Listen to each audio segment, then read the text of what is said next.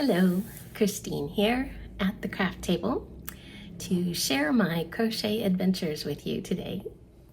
I have one finished object that has been a long time coming, a year to be exact, and another that's a work in progress that I wanted to talk about a little bit because it is a crochet along I'm participating in, and I might have some helpful tips from my mistakes that maybe somebody else could benefit from. So first off is my wonderful completed project I'm so proud of. This is the Pretty Peaceful Basket by Susan Kennedy, and it's been pretty much done except for the straps for months. I don't know why I was afraid of these straps, but for some reason I was. And it was just a matter of cutting the faux leather and punching holes and then sewing it on.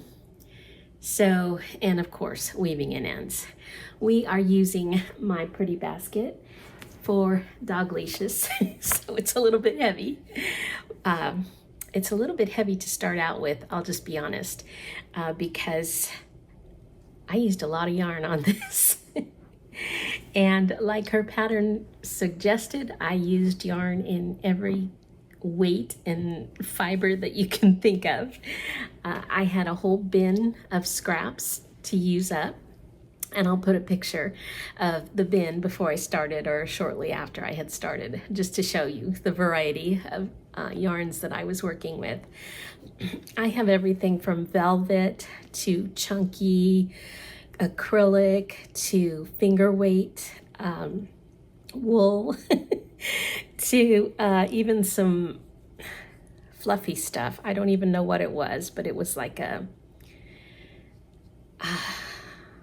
it was this black novelty yarn.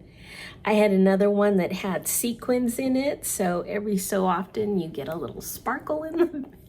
And they're actually little round sequins. You probably won't catch any, but you see the little green strands running through there? That's the wool that I was using up, fingering weight. I had two strands. I had a light green and a dark green, and it actually made it through the whole basket, even on the bottom. I started with more chunky yarns, and as I would run out of one, and if I was going to pick up another yarn that was, say, less chunky or a lighter weight, sometimes I would substitute two strands in just to try and keep the size of the basket consistent. So I started out with, I think she says 7 strands. I might have had 8 strands when I started, but that could go up and down depending on, again, the weight of yarn that I would switch out for one that I ran out of. I think I got up to even 12 strands at one point because I used one yarn that was very, it was probably lace weight, but it was really sturdy, and so I loved using it. Did I put it in here?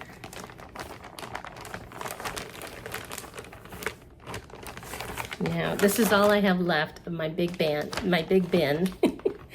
You see, I still have a tiny bit of this wool in these two colors, but it made it through the whole basket. I have this, it's a cotton blend that's really thin. Anyway, I had fun using whatever came up next. I did try to control it a little bit. If I was using a gray strand, I tried to pick up another gray scrap if I had it. And it just came out with this lovely fade. It starts real, with a lot of black and gray and red. And then I gradually ran out of black, so then it's more red and white and gray, a little bit of gray. And then I had a lot of white to use up, so I thought, well, I'll do that next. And then I thought it'd be a good idea to finish up with more of the grays, since that's the top of the basket and would probably get a lot more wear and tear. And so just tried to be conscious of that, but really I guess it's just a testament to the colors of yarn I was using, you know, during that year or whatever that I was gravitating towards. Although some of these were mystery bag yarns like that. This one novelty yarn that's kind of fluffy black was something I got in a mystery bag. But anyhow, the straps I've got on Amazon. I bought this whole little round. It was 3 different colors, black, tan, and like a maroon color, and about $12, a little over $12 was what it costed. And I used, let's see, I used 30 inches. It's 3/4 inch wide. I used 30 inches for these 2 straps, 15 inches each. And the way I figured it, if I use that size straps on other baskets, I could get 9 baskets out of this one little purchase. And so that came out to like $1.80 or so in the cost of the straps. So that's pretty good. I don't know where else I would get a strap for less, other than, you know, you also have the option of crocheting a strap, or you know how they create the strap within the last few rows, which I did do on another basket that was not the Pretty Peaceful pattern, but we also used it for our doggy leashes, and the handles got pretty worn. I mean, that basket gets carried around every single day almost when the dogs get taken for their outing.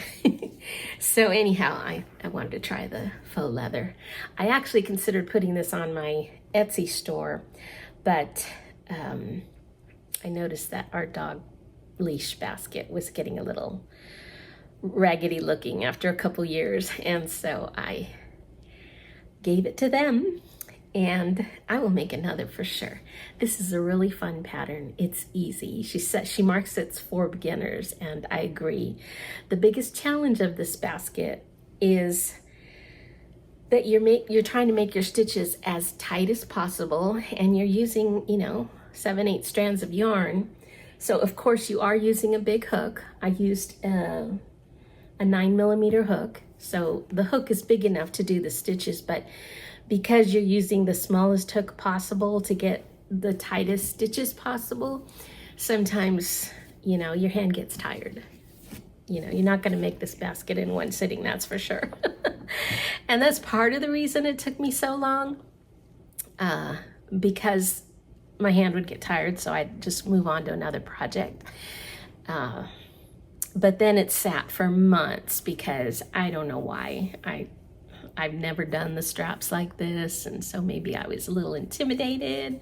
I had to find a hole punch, even though she gives you other options. There's a video tutorial on YouTube, and I will link that in the description box. That's basically what I followed for the basket. And she gives you lots of options to punch the holes in the straps. This is really easy to cut with a pair of scissors. It's no trouble at all.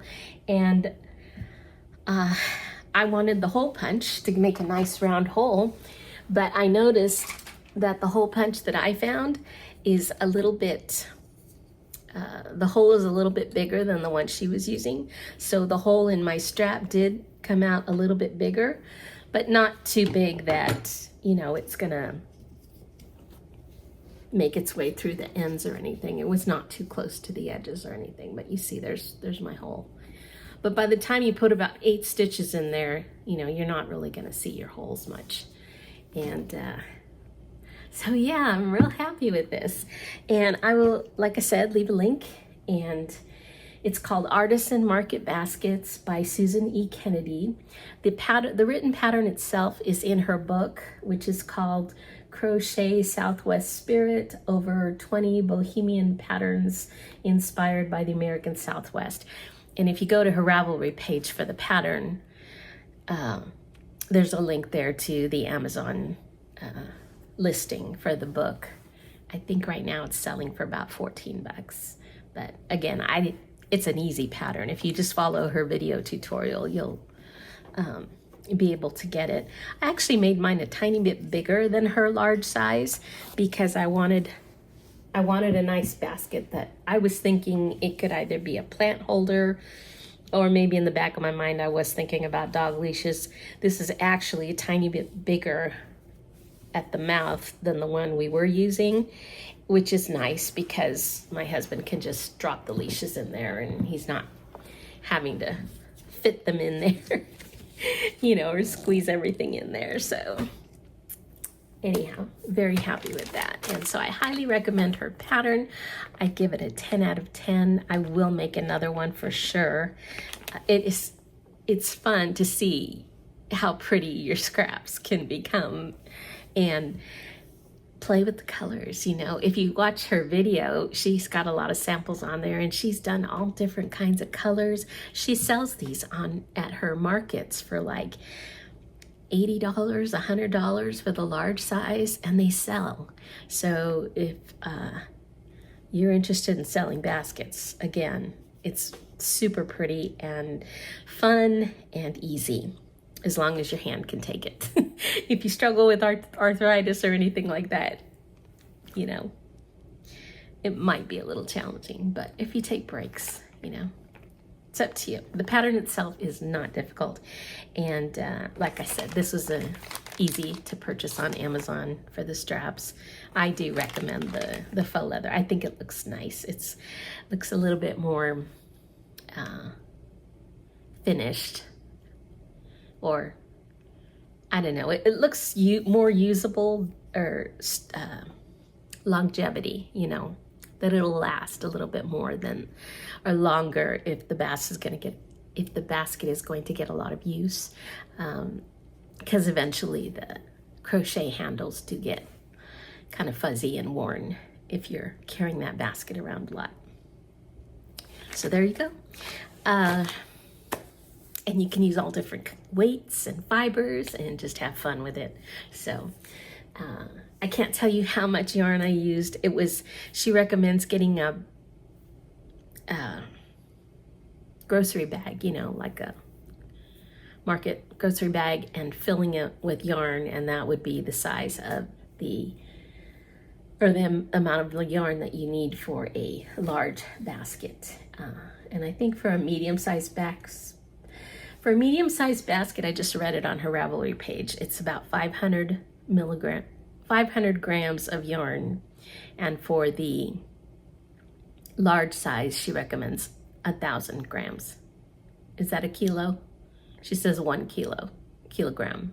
So if that's 1,000 grams, I think it is. Anyhow, fill up a bin with scraps and go for it.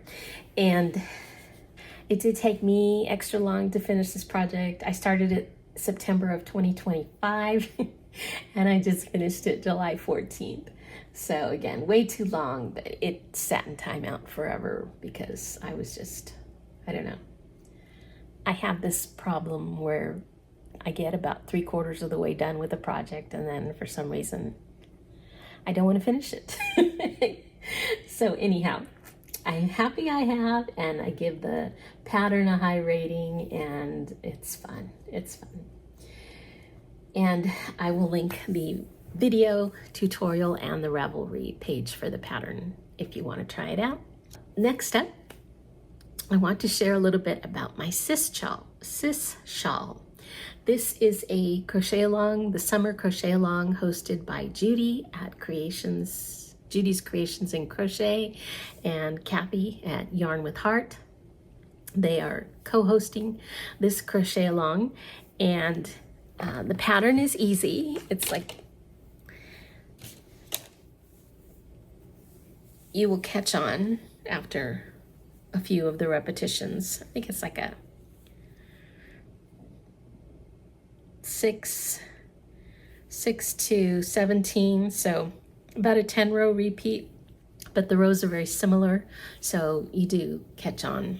A couple of things first. I chose, where's the yarn I chose? I chose some yarn that I purchased at Hobby Lobby eons ago that's been sitting in my stash.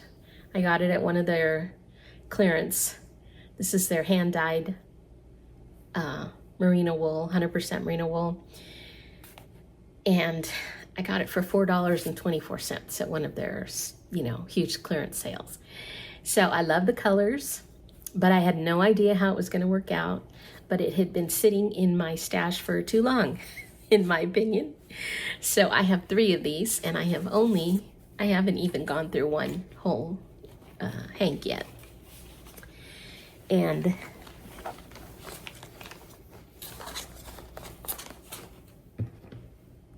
this is what it looks like balled up. So as you can see, even though it gives the impression of some solid areas, it's variegated. Seriously variegated. I didn't realize that when I chose it for this pattern. This shawl has a very pretty stitch pattern, and the examples were all done in solids and fades. It really shines in a fade, I have to say. But I wanted to use up this yarn. So I started with it, and there is my my Hobby Lobby yarn. And then I thought, well, I really want that stitch pattern to shine. So I found a gray that matched this colorway in also 100% superwash merino. This is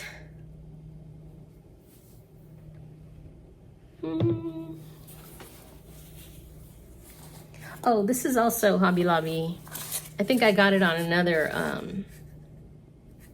it's not that one, another sale. But they only had one. Yeah, the color is Iron Soot, was this gray color. $3.49 for 420 yards of fingering superwash merino. Isn't that cool? Shout out to Hobby Lobby for great deals. Yeah, 100% superwash merino wool. So I have 1 gray and 3 of this color is called Stonework. So I did have a little bit of a conundrum because you need about 1,000 yards for the whole shawl, and I would end up with a whole lot of this variegated color and a little bit of gray. So I decided, I went to my stash. I didn't want to buy yarn. I wanted to use up stash, and I found this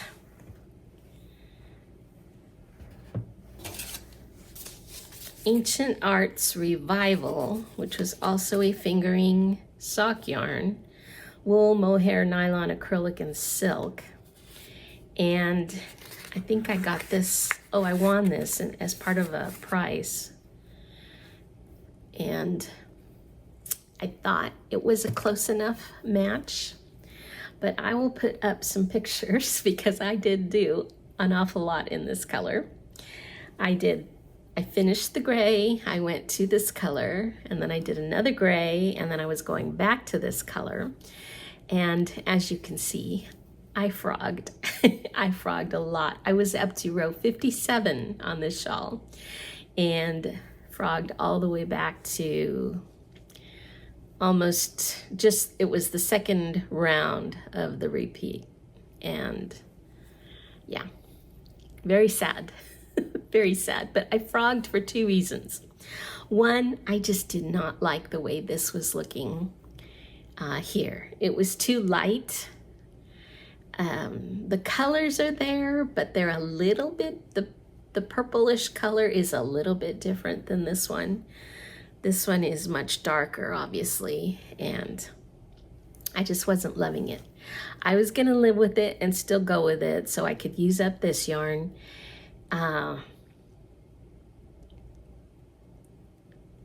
But I only had 1 skein of this gray, so I had a feeling I was going to have to get some more gray anyway. And I discovered, well, no, I knew I had made this mistake on about probably the second to the last row here of my first color. There was this puckering going on right in the center. And I kept thinking, I can stretch it out during blocking. It'll be fine. It'll be fine. The further I got on the shawl, I kept looking, and that puckering was bothering me so much. Down at row 57, I was doing I was taking a picture of it and I just could not get that puckering to go away. It seemed like it was just getting more pronounced because of that error. So finally, and I didn't want to have to find the error because it's in the variegated. I thought I'd have trouble. But I did finally locate on one of these the center stitches, or the center part, I'd added 2 stitches extra. And those 2 stitches were my downfall. And they were causing that puckering. So for that reason, and not liking this color after all, I frogged. What could I do? And I'm just loving these 2 colors together. I'm gonna do my gray stripes a little bit wider. I have a couple more rows to go in the gray before I go back to this variegated, and I think it'll be lovely. And you'll get to see the stitch pattern very clearly in the gray. Now, the issue with the gray was I did need more gray. So I went on to many people's favorite discount yarn shop, Little Knits, and I have not bought very much yarn from there because it is all higher end yarn. And I'm just really enjoying working with the fingering weights and the nicer yarns, the natural fibers. So I went on there to see if I could find a good discounted merino wool or fingering weight, something that would go with these. And sure enough, they had some wonderful Madeline Tosh light, and it is waiting in my mailbox as we speak. I purchased 3 skeins of different shades of gray, hoping that they will, at least 1 or 2 of them will work with this one. It's not going to be right next to this one. It'll be another stripe after another segment like this. So I think it'll work. They all looked like medium to dark grays, and we'll see. So I have fixed my issues. My tip to you all is if you have something that's bothering you, like that little puckering, stop. Stop yourself. Don't go on. Don't push on when you keep seeing that. I wasted so many days by not just, giving in and figuring it out. Because, yes, I could have, in fact, my later rows did have the right number of stitches. This pattern is very forgiving because you're working in spaces a lot, so there is a way to overcome the stitch number problem. What you won't overcome is the initial error, and if you can't block it out, then you're gonna have something that looks odd. Maybe I could have blocked it out, but because, like I said, the other reasons that I had, I am really happy that I did frog, and that thing doesn't have to haunt me anymore. Another recommendation for this Sis Shawl is count your stitches. I know it's a pain, but it will really help you stay on track, because one thing that's really easy to do, the stitch pattern is very easy once you get going and you remember, okay, this row is, 9 doubles, then 3 spaces, then 9 doubles. Once you get going, it is so easy to miss a stitch, and if you're like me and you watch videos or even listen to something while you're working, it's just too easy to miss a stitch. So if you really want, if you're using nice yarn and you really want a really pretty end product that works, count your stitches. Just count them. Use stitch markers, count every 100, count by 2s. I count by 2s all the time. And mark your 100 and then keep going, and it's really not that bad, and that investment of time is going to pay off. The other thing that other people have recommended, and I do too, is keep marking your center, because it changes. Sometimes it's a space, sometimes it's a stitch, Sometimes it's a big space, sometimes it's a little space. And you just want to really keep track of that center. What else? Sometimes you want to even mark your end chain where you're going to work into the third chain of your beginning chain, because you start one side all the time with a chain of 3 or chain of 4, even a chain of 8 one time. On that one, she does remind you in the pattern to mark the third chain, because that's what you're going to work into when you come back around. But sometimes it helps just to mark it to begin with, so that you know after that last V stitch, you're also going to work into that last chain. Often that's where you put your increases, so that's a good thing to mark as well.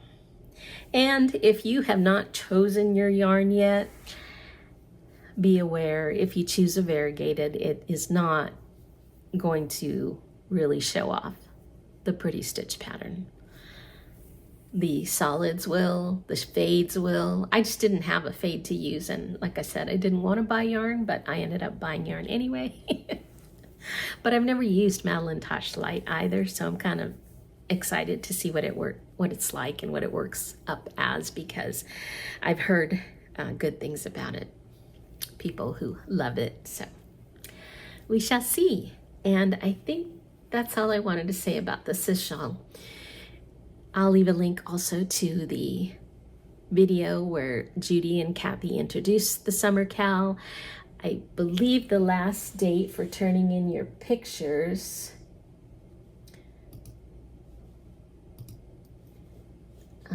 hold on.